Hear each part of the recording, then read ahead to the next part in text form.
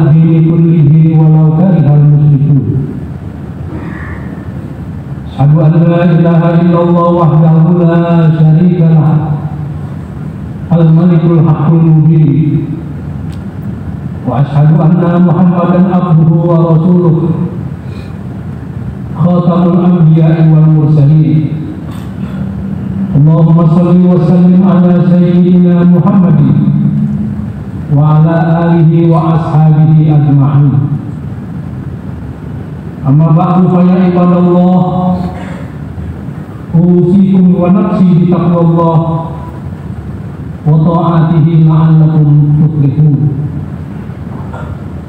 Qala Allah ta'ala fil Qur'anil Karim wa huwa asdaqul qa'ilin. A'udzu billahi minasy syaithanir rajim. Bismillahirrahmanirrahim. Wa qadimna ila ma 'amilu min amalin faja'alnahu haba'an mansura. Shadaqallahul 'azim. Kaum muslimin yang dimuliakan Allah, terlebih dahulu marilah kita bersyukur kepada Allah Subhanahu wa taala yang mana pada siang hari ini kita telah sama-sama diberikan nikmat dan karunia-Nya oleh Allah Subhanahu wa taala, sehingga dengan nikmat yang kita terima dapatlah kita datang dan berkumpul di tempat yang mulia ini untuk kita melaksanakan sholat Jumat berjamaah. Kita berdoa mudah-mudahan seluruh rangkaian ibadah yang telah kita kerjakan dan yang akan kita kerjakan akan diterima oleh Allah Subhanahu wa taala sebagai amal yang baik kelak di sisinya. Selanjutnya salawat dan salam tak lupa kita adreskan kepada seorang pemimpin besar pembawa risalah Allah, manusia yang paling pandai mensyukuri nikmat Allah, manusia yang paling sederhana di dalam kehidupannya, tetapi ia mampu menata mahligai rumah tangganya dengan bingkai surgawi, yaitu Nabi besar Muhammad sallallahu alaihi wasallam. Karena beliaulah yang telah merubah pola pikir manusia dari lembah kejahilan sampai puncak kepandaian. Kita berdoa sekali lagi para hadirin dengan untayan selawat tadi kita yang hadir pada saat ini dan keluarga kita, digolongkan umat Rasulullah sallallahu alaihi wasallam dan berhak mendapatkan syafaat beliau di yaumil qiyamah nanti. Amin ya rabbal alamin. Kaum muslimin umat tauhid yang dimuliakan Allah, alangkah indahnya hidup yang dijalani dengan penuh keyakinan kepada Allah, semangat terus untuk memberi dan berbagi tanpa ada hasrat untuk senantiasa dipuji dan dihargai. Harapan adanya pujian dan penghargaan dari orang lain dalam setiap pekerjaan membuat seseorang tersiksa, karena hidupnya bergantung pada bagaimana penilaian orang. Maka ia pun berbuat di saat ada orang dan tidak mau berbuat apa-apa dalam kesendirian. Atau dia berbuat tapi ujung-ujungnya agar orang memuji hasil karyanya, menghargainya dengan lebih, menganggapnya hebat dan luar biasa. Tak ada pujian, tak ada pekerjaan, hidupnya menjadi semakin sengsara bila apa yang ia kerjakan tidak mendapatkan respon dari orang lain atau mendapatkan tanggapan yang hanya biasa saja, bukan seperti apa yang ia harapkan. Menurut para ulama, ada dua syarat amal itu dapat diterima oleh Allah. Yang pertama, dikerjakan dengan ikhlas dan sesuai ketentuan syariat. Tanpa keikhlasan, amal apapun tidak berarti di sisi Allah Subhanahu wa taala. Kaitannya dengan hal tersebut kaum muslimin, Imam An-Nasai pernah meriwayatkan sebuah hadis dari Abu Umamah Al-Bahili. Seorang sahabat bertanya kepada Rasulullah, "Ya Rasul, bagaimana pendapat Anda bila ada seseorang yang berperang, dia mengharapkan pahala dan reputasinya bagus di kalangan sahabat dan lingkungannya.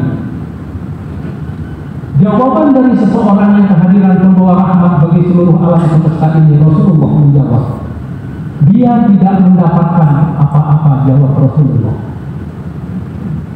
3 kali sahabat ini mengulangi pertanyaannya. Dengan pertanyaan yang sama pula, Rasul pun menjawab dengan jawaban yang sama pula. Dia tidak mendapatkan apa-apa, jawab Rasulullah. Kemudian Rasul pun bersabda, sesungguhnya Allah tidak menerima amalan yang dilakukan oleh seseorang kecuali dikerjakan dengan ikhlas dan hanya mengharapkan pahala dari Allah. Ternyata kaum muslimin, batasan antara ikhlas dan riya itu tipis sekali. Sedikit saja terselip keinginan agar amalan kita dipuji oleh orang lain sudah menyebabkan amalan kita tidak diterima oleh Allah.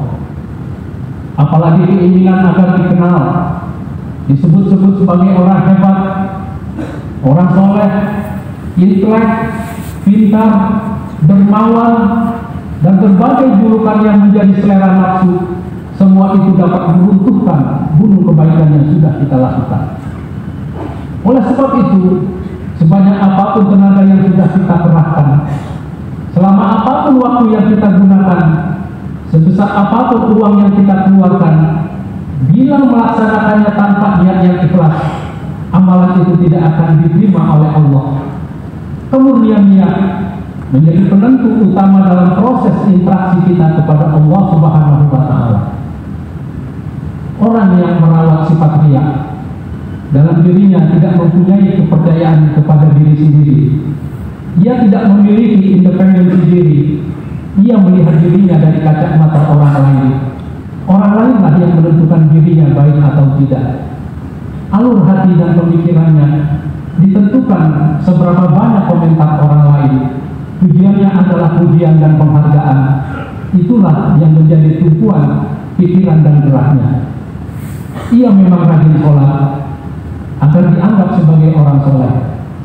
Ia rajin berpuasa agar dikenal sebagai ahli ibadah. Ia rajin berinfak agar dikenal sebagai dermawan. Ia melaksanakan haji dan umrah cuma untuk memamerkan kekayaan yang ia miliki. Oleh karena itu, penyakit riya ini merusak hubungan kepada Allah, hubungan sesama manusia, dan hubungan kepada diri sendiri. Orang penyakit riya mempunyai satu daya rusak yang sangat tinggi terhadap amal. Orang yang riya, amalannya tidak akan diterima sebesar apapun amal yang dia kerjakan. Allah sudah menegaskan dalam satu hadis qudsi, aku tidak perlu dengan sekutu apapun. Apabila seseorang sekutu menyekutukanku, maka aku tinggalkan dia bersama sekutunya. Na'udzubillah, summa na'udzubillah. Kita berlindung dari hal yang demikian para hadirin. Menurut para ulama, riya dikenal dengan nama syirik kecil. Syirik besar adalah menyekutukan Allah dengan sesuatu secara terang-terangan dan bisa mengeluarkan seseorang dari agama Islam. Sementara riya ini atau syirik kecil ini mengerjakan satu amal kebaikan bukan karena Allah. Tujuannya adalah pujian dan penghargaan dari orang lain.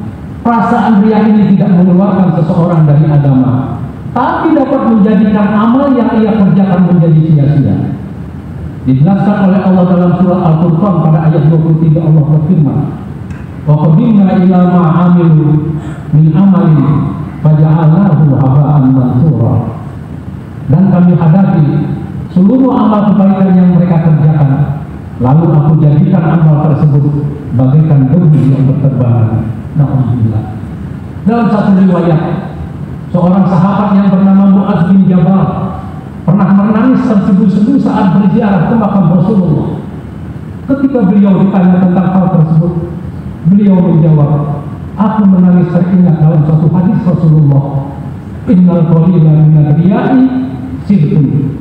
Sedikit saja ada perasaan syirik di hatimu, sudah sedikit saja ada perasaan riya di hatimu, sudah merupakan kesyirikan.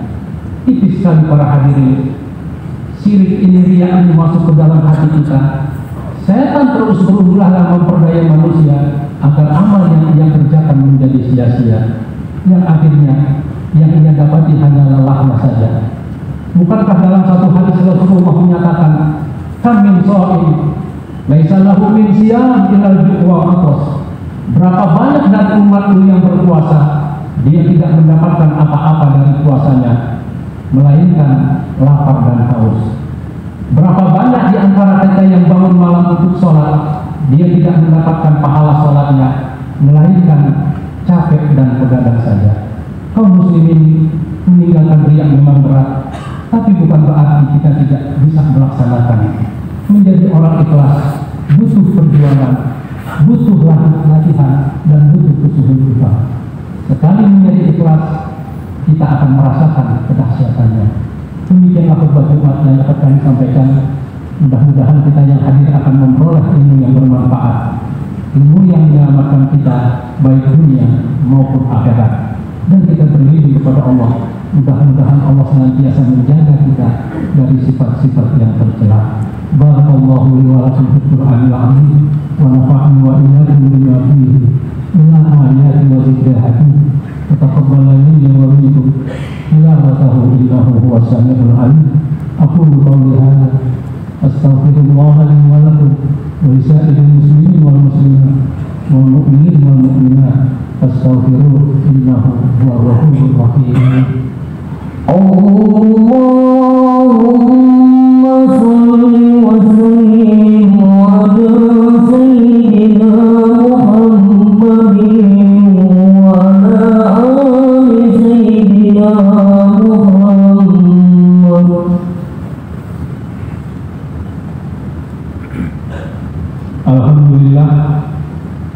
Alhamdulillahi khaliqil anam wa hakimil hukam wa ja'ilil mulki wa zalam.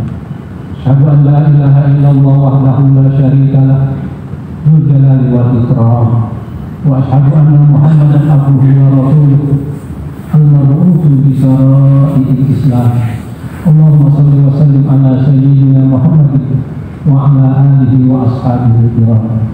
Amma ba'du, ya ibadallah, ittaqullaha fima amara wa antahu amma naha anhu wa hadzar wa'lamu anna Allah ta'ala amarakum bi amrin bada'ati bi nafsihi wa sanna bi malaikati bi qudsi wa qala ta'ala wa lam yazal qa'ilan alima inna Allah wa malaikatahu yusalluna 'alan nabi ya ayyuhallazina amanu sallu 'alaihi wa sallimu taslima. Allahumma shalli wa sallim ala sayyidina Muhammadin sayyidil mursalin wa ala alihi wa ashabihi wa qarabatihi wa ahwatihi ajma'in. Allahumma ighfir lil muslimin wal muslimat wal mu'minin wal mu'minat al ahya'i minhum wal amwat innaka sami'un qaribun mujibud da'wat wa ila qadiyal hajat. Rabbana zalamna anfusana wa illam taghfir lana wa tarhamna lanakunanna minal khasirin. Wa tub 'alaina innaka antat tawwabur rahim. Rabbana hab lana min azwajina wa dhurriyyatina qurrata a'yun waj'alna lil muttaqina imama. Rabbana atina fid dunya hasanah wa fil akhirati hasanah wa qina adzabannar wa qina adzabannar wa qina adzabannar.